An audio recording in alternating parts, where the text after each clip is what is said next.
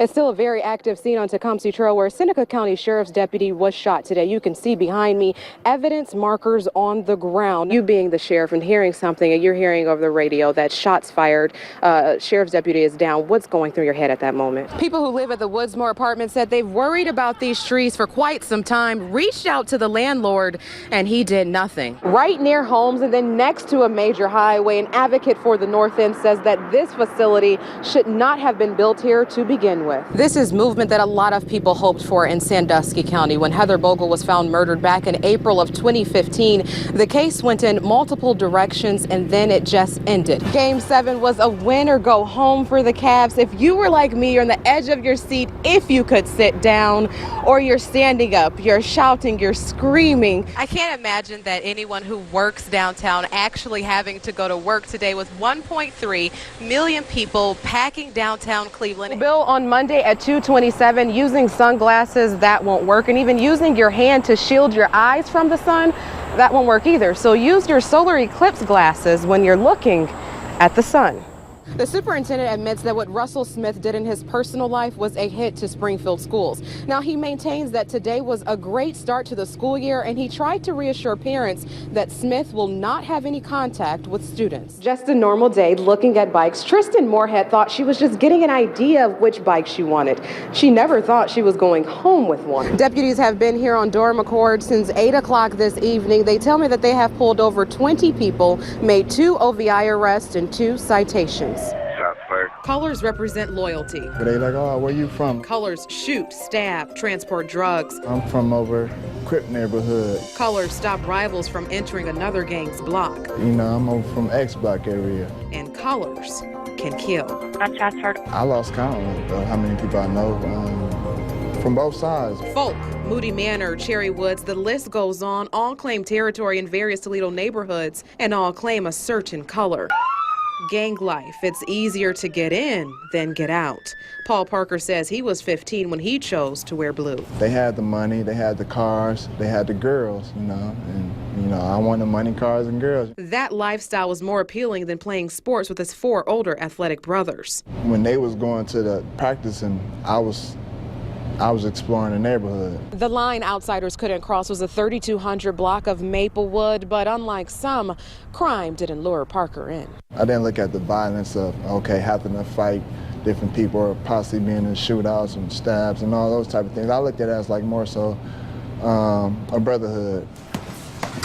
Another fascination? Boxing. Everybody that comes in my door, I try to see if they got something special in them to be a champ. Parker wasn't quite ready to see his full potential. In and out of trouble, just as officers know gang members, Parker was familiar with those wearing a badge.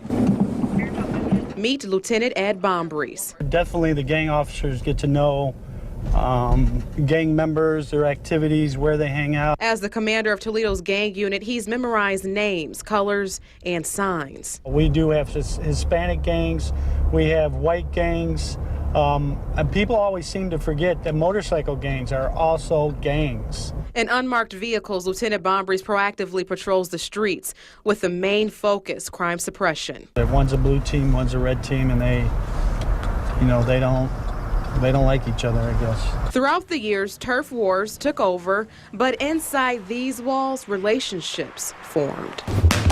When they hit the door, I tell them, that ain't in here. That's not happening here. I'm not with it. I don't want to hear it. I don't want to see a sign. I don't want to see nothing. Well, you can leave. And they very seldom leave. Roderick Colbert says he has owned Toledo Titans Boxing Academy on Dorr Street for 20 years. His nephew wore red for a reason, was incarcerated, but when he saw his uncle after he was released, I said, man, I opened the gym for you. Now 2 rivals, one Crips, one Bloods, in the same ring. I'm not a part of that life no more. 10 years after his initiation and now a father, Parker realized that lifestyle needed to fade away. So he started a march and rally to stop gang violence, an annual event in its 6th year that brings an entire community out. And the same people that, used to be out for me, and now we was coming together trying to think up a solution to lower gang violence and shootings and stabbings and things of that nature. And it was a beautiful thing. Being a member of a gang may have been a journey he was traveling on, but it wasn't his final destination. And used to fight for nothing, you know, no money, no real purpose, you know, ends of colors, you know, getting in fights because somebody's looking at me wrong across the room, you know, nothing. And now I'm fighting for something, you know, a cause, and I'm getting paid. Josh was side by side with me at the fourth stair, and he looked right at me, and he was like, this is sweet. Chandler Lewis's account of what happened while 7 friends were having fun in the old Rosemary apartment building. And we both smiled at each other, and the last thing I can see is this smile just looking right at me. And that led to this. 911, where is your emergency? Hi, I'm right by the Act 75. There's an abandoned building. We were getting in it. So you want to go to the top and check it out? Okay, wait. Fell down the elevator shaft. While Chandler was performing CPR to his friend Josh Sorrell, another friend made a phone call in hopes of saving his life. My friend Chandler and my friend Josh. He's yelling. Toledo police say 7 kids were exploring the abandoned building when the 16-year-old took one step that ended his life. My son's friend Josh and said he was trapped. A mother begging for answers, and now Whitmer High students mourning the loss of a friend. Especially when he was just in my arms moments before that. With his father and mother by his side. Right now is not reprehending time. Right now is helping him get through this. He's only 16. I'm the mature adult here. So, I'm going to deal with him. But right now we need to grieve. Lieutenant Dan Gherkin says no one should be trespassing. A vacant building or a place with no lights, no electricity is not a place to go play around in, and tragedies can happen. I always wondered why it was still there because it looks so bad. The director of the city's Department of Neighborhoods has the answer to that question. Thomas Croma says the owner of JG Property Management consistently failed to acknowledge the city's order to maintain, secure, and clean the property. He represented that he had a potential buyer for the property because he was going into court, again, as late as yesterday. But we have no evidence of that or no real plan of action. So the city stepped in, boarding up the building, something Croma says has been happening for years because the owner has failed to do so.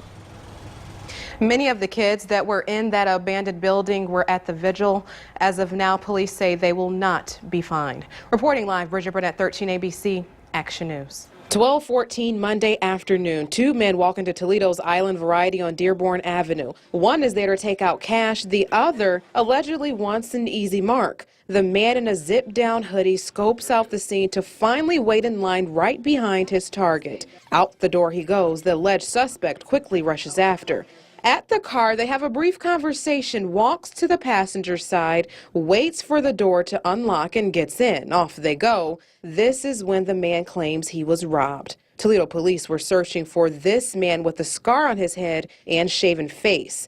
Now look at Michael Segura. He was arrested and booked 5 days after the incident and charged with kidnapping and aggravated robbery. If you're looking at a clear picture of him now, it looks nothing like the man in that video. Segura's girlfriend and mother of their 2-month-old child says he was home with their baby. If he's taking our son out doing things like that, then there's a problem, and that's not Mike. We all tried to raise this guy to have good character, and he's not that way. That's not my son. His family wants the right man locked up. He just got a new job. There's no way he would jeopardize his job, his child, for this money that he's being accused of stealing.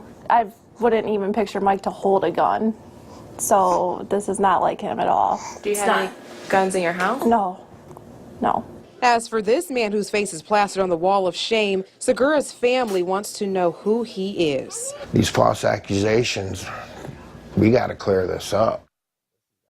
An anonymous tip led them back to their surveillance video to see if the suspected thief, who was not Michael Segura, had been in the store before. The person who called said the real criminal was at Island Variety on November 26. Video shows, sure enough, a man walked in around 5:30 wearing the same zippered hoodie. Inside cameras follow him right to the Western Union counter. And outside cameras show he came with two people who waited for him before they all took off. All of our Western Unions, in the very last box that I looked through, there was his name, the name that was given.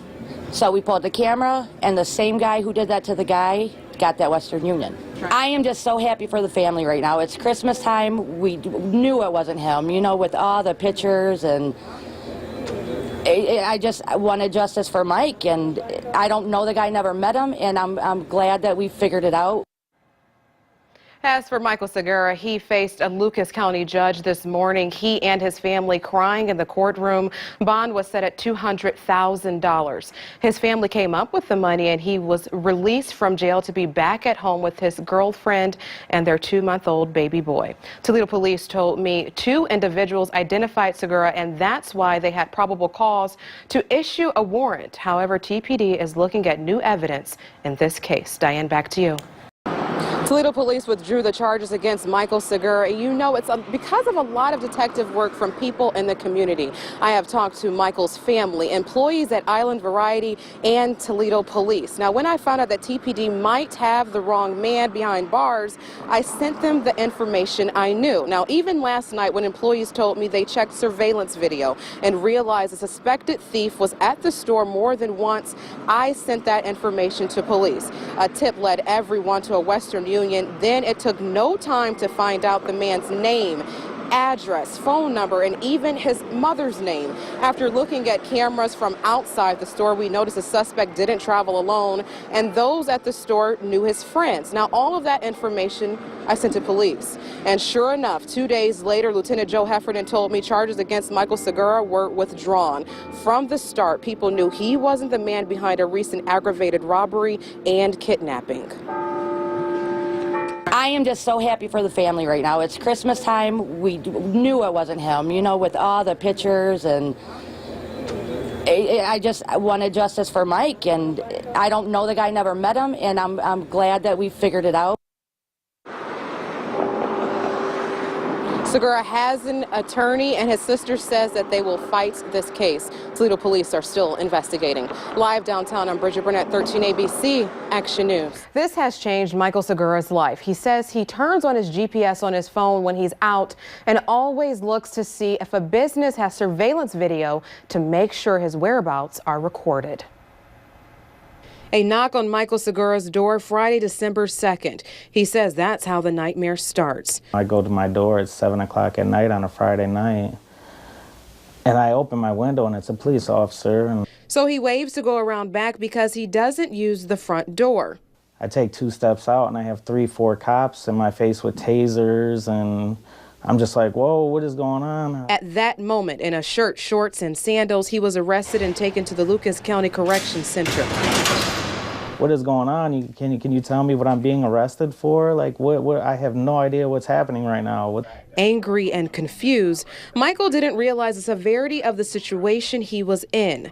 Aggravated robbery and kidnapping were the charges. The crime, holding a man up for $540 near Island Variety convenience store. I just had a baby. Why would I do that?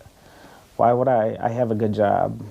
I have a really good job. Why would I do that? When I first told Michael's story 2 weeks ago, his family said he was innocent. The correctional officers even said that. That's not you. That's not you. You know, and it hurts being in there, hearing stuff like that, but you're still in there. 13 ABC went to Island Variety and looked through clip after clip of surveillance video. The video appeared to show what Michael's family claimed was true. News broke and the story was shared on social media hundreds of times. I just really wanted to show you guys I appreciated everything you did for me and everything that everybody out here has done for me. And it really touched me to see a community come together for somebody like that. With all the negativity going around here, it's really nice to see something positive for once, you know, and Everybody that knows me knows I didn't do it. He's out of jail but didn't pull a get out of jail free card. His family used a bail bondsman and emptied their bank accounts to get him out. I don't understand how they can just come and take somebody's whole life, shake it up and turn it upside down, and then just wash their hands of it. Not even an apology. I have reached out to Toledo police and they have declined to comment. Michael is still searching for a lawyer to fight his case. Reporting live, Brigette Burnett, 13 ABC Action News.